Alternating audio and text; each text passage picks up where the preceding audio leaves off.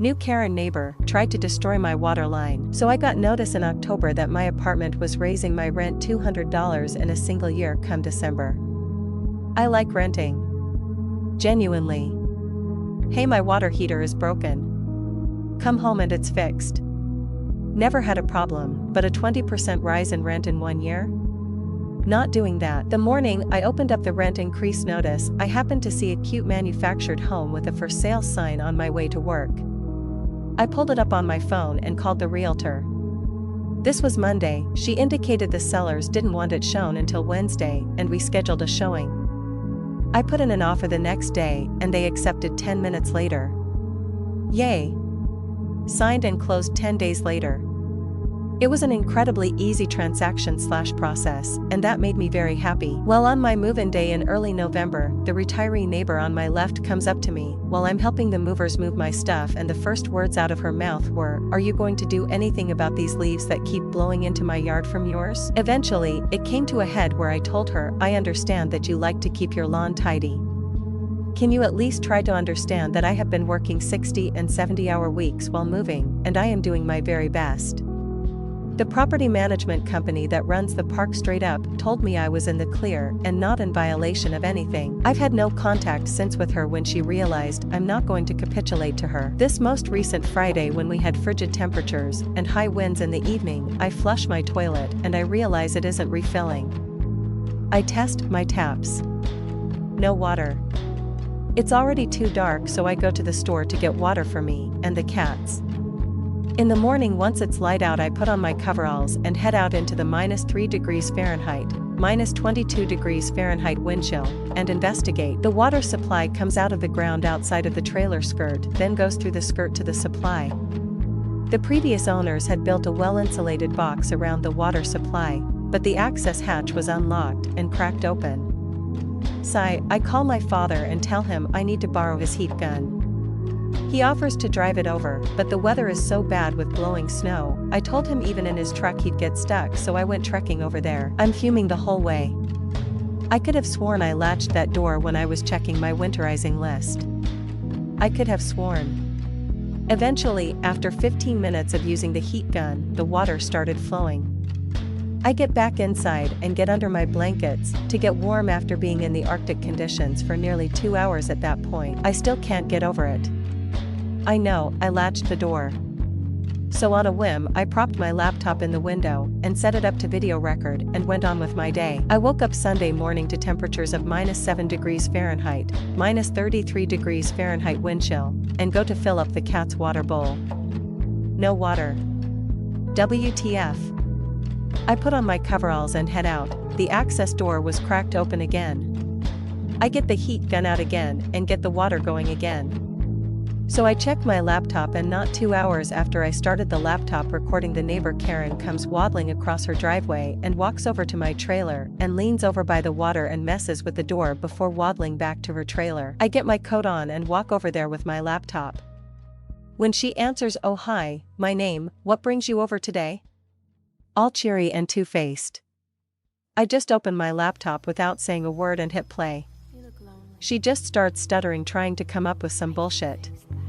I just interrupt her and tell her I'll be forwarding it to the office, and walked away. Monday, the office called me and told me they will be addressing the issue and it would be incredibly helpful if there was a police report. I gladly called the non-emergency line and scheduled a time for an officer to come out after work. The cops were pulling up just as I was walking home. We came in and I detailed everything and showed them the video. They wanted a copy, so I gave it to them. They asked me to show them the water line, so we head out around there. They took some photos while we were out there. The whole time we were out there, Karen was looking out her kitchen window. They see she's home as well and offer to trespass her. I head back in and they eventually come knock, telling me they spoke to her and trespassed her, gave me a copy of the police report number and forwarded it to the office. While we were out there, a neighbor couple across the street were out and asked me if everything was okay. I said it was, that I had video proof that Karen had actually opened my water access to freeze my pipes. Their eyes went wide. Their cover over the water line was also removed, broken off, and his water line froze too on Friday, and the repairs were broken again on Saturday. Turns out Karen has an ongoing beef with them because they have a pride flag they refuse to take down. So the police went over there to get their statements too. Karen's husband came home an hour ago, came over shortly after to ask me to retract my complaint against them with the office as a misunderstanding. Misunderstanding? Your fucking wife was intending to destroy my water lines in the middle of a winter storm, which would have cost me thousands of dollars to fix.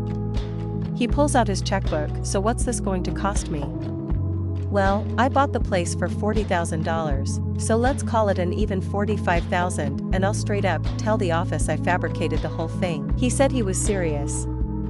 I said I was too. He says they're on the verge of being evicted and kicked off the lot, and she has problems.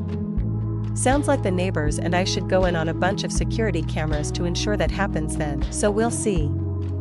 I wasn't going to set up my server, but I'm going to be doing that tonight with a couple of my webcams on some Raspberry Pi computers.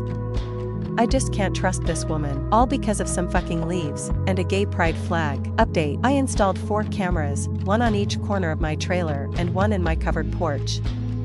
I took my other cameras and installed them over at the neighbors across the street who had their water line frozen too, most likely by Karen as well. She watched me install them from her kitchen window and waddled over a little later to look at them and flip me off. She keeps flipping the cameras off. Trash day last week, she cheerfully asked me to help her move her trash cans to the curb when I was walking by with my groceries. I'll admit I snorted and was petty. I put my groceries down and went to every lot on the street and pulled their trash to the curb except for hers. The nice old lady across the street invited me to Rummikub night. At first I declined. She said they were going to dish about Karen. I said I already had my shoes off and that I was in for the night. We drink wine, smoke pot and play Rummikub. Okay. I'll get my shoes. These ladies were awesome. New friends acquired. I got all the gossip about Karen and my head was spinning after it. Also some highlights. Karen has 4 adult children. Her 3 daughters haven't spoken to her in more than 12 years. The last daughter to speak to her actually lived on the other side of my place, but they has a falling out so huge her daughter sold her home and moved across town to get away from her. Her son is the only one in the family speaking to her. Karen used to be part of another monthly gathering/social of a bunch of retirees in the community, but she was kicked out after she kept going on tirades about the guy who owned my place before and harassing a gay couple that lived on the street. The beef she had with the previous owner of my place started over, of all things, yard waste. Grass clippings to be exact, so at least she's reliable I suppose. It also explains her deal with the leaves. In response to her bullshit about him leaving grass clippings on the lawn, he also stopped raking up leaves. So that explains that in a way. In short, she's just a toxic AF old woman who gets off on starting shit with her neighbors. And her husband paying people off is also apparently a theme, as well as he tried to do with me. The most egregious that made my blood boil just hearing it: a few years ago she got off on this rant about a young guy in the park walking his dog twice every day. She kept going on about, he better not let that dog shit in my grass. Well, one day, the dog decided to relieve itself there, and as the guy was picking up his dog's waste she maced both of them with pepper spray. Hubby paid the guy off. The lady hosting Rummy Night talks to Karen. She says that Karen was bitching about me putting up cameras, and how gauche it makes the neighborhood look. After taking a literal bong rip, these ladies are fucking awesome, she says, so I says to her, Karen honey, if you're so worried about what's gauche you probably shouldn't have tried to freeze his pipes in the middle of the worst winter storm we've had this decade, and then he wouldn't be installing cameras to protect his property. Apparently, Karen's response to that was that I should have taken care of my leaves. So Karen hates grass clippings, leaves, gays and lesbians, and being a decent human being. She's been taken care of by her husband covering up her bullshit, and she's just so incredibly toxic that 3 of her own children don't speak to her or let her grandchildren see her. As far as the property managers go, I was assured they are taking this very seriously but cannot disclose what actions they are taking to me. Fortunately, Karen can't help herself from gossiping or throwing herself under the bus, and after another bong rip the Rummy host told me that she received a letter from their lawyers with a correct or quit notice that any more complaints will result in an eviction. So yeah. I'm looking forward to seeing how long she can last before getting evicted. but not as much as I'm looking forward to hosting these awesome old ladies this Friday. I'm going to teach them how to play Settlers of Catan.